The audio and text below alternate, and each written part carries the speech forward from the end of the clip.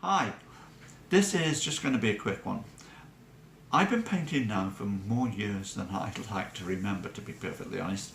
But one of the things that I've always had a bit of a problem with, maybe not a problem, but it's been something that's been a bit of a bugbear a lot of the time, and that's been my palette.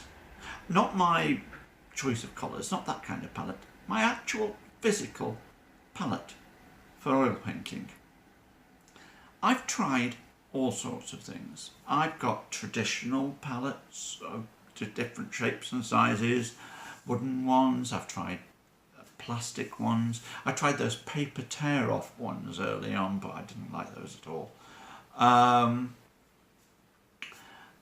And there's just been always something about them. They never seem to be quite right. And one of the things that really gets me is cleaning the damn things. And I end up leaving them at the end of the day, coming back to them the next day, and the paint's gone hard. Or it gets more difficult to take off. Or I end up picking another one up and using another one. And all of a sudden I've got 2 or 3 palettes with hard paint on, and the next thing I have to do is I get out my heat gun, heat all the paint up, scrape it all off, sand them down, and off I go again. I tried a sheet of glass. I know a lot of people like that, especially acrylic papers, the sheet of glass, and you put a different coloured piece of paper underneath it and all that sort of thing. But I didn't like the feel of it. I just don't like the feel of the way the paint works on the glass. Now the other day I was on the internet and I was watching somebody paint. I like to do that, and all of a sudden they showed me the palette. I thought, what's that? And they explained what it was, and I thought, what a damn good idea, and I thought I would like to share it with you. I tried it on my last painting, and my goodness, what a brilliant idea.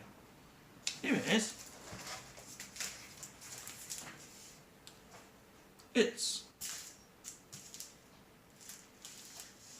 What is it? Well, actually it's one of my painting boards. It's one of the boards that I was going to paint a painting on, and it's covered in baking parchment, greaseproof paper as we used to call it. And that's it. I mean, literally just wrapped up like you would wrap up a Christmas present or something like that. Neatly folded around on the back. The paint works really well on it. It's all dried now. I did the painting 2 or 3 weeks ago. If this was a wooden palette, what I would have to do now, as I say, is scrape it all off. Maybe get the heat gun on it probably and heat the paint up, scrape it off, and sand it down, that sort of thing. All I've got to do here is undo the sellotape that I've put on the back. It's a bit like opening your presents at Christmas. There's the board. Throw it away. New sheet of paper. Wrap it up again. And away we go. Such a simple idea. I don't know why I didn't think of it years ago. But I didn't. It's never occurred to me. But I tell you what, from now on, that's my palette. Brilliant. I can't remember who I was watching, who was using this at the time. I wish I could. I'd give them credit for it. I can't, but I can't. I'm sorry. I can't remember who was showing me what they were doing. I do watch a lot of different things on YouTube.